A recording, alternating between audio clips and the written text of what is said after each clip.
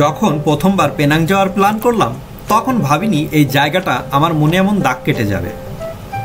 এই যাত্রা শুরু হয়েছিল এক সকাল থেকে। রাস্তায় গাড়ির চাকা ঘুরছে, জানালার বাইরে পাহাড়, সবুজ গাছ আর একের পর এক সুন্দর দৃশ্য।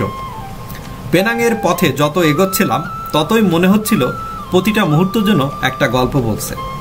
রাস্তার দুপাশে সুন্দর শহর আর আকাশে হালকা রোদ, একদম সিনেমার মতো দৃশ্য।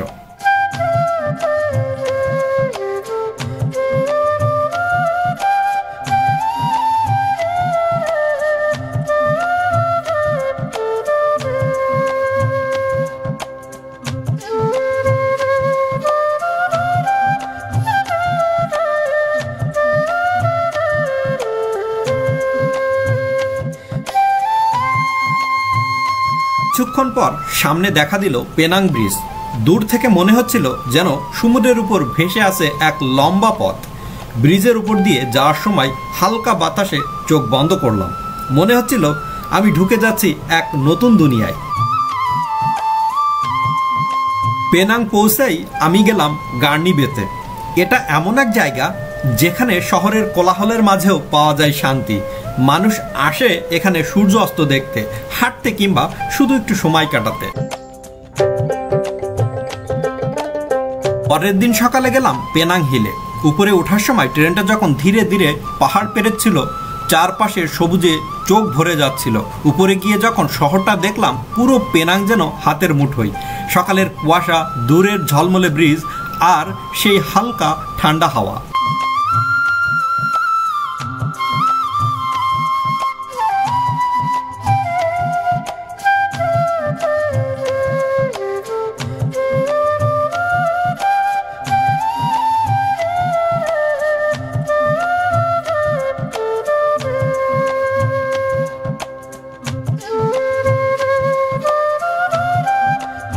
টাউন হলের সামনে দাঁড়িয়ে মনে হচ্ছিল শত বছরের আগের ইউরোপীয় কোনো শহরে দাঁড়িয়ে আছি।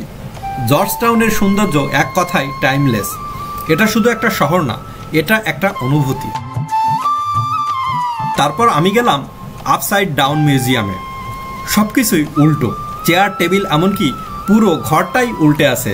দেখতে আমার কাছে ভীষণ দারুণ লাগলো। দিনের শেষে আমি চলে গেলাম বাতুফিরিঙ্গি বিচে।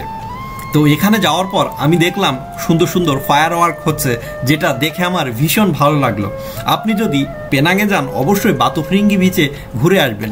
এখানকার দিনের বেলা একরকম দৃশ্য পাবেন এবং রাতের বেলার দৃশ্য অন্যরকম। তো পেনাংয়ের ভিডিওটা কেমন লেগেছে অবশ্যই কিন্তু আপনারা কমেন্ট করে আমাকে জানাবেন।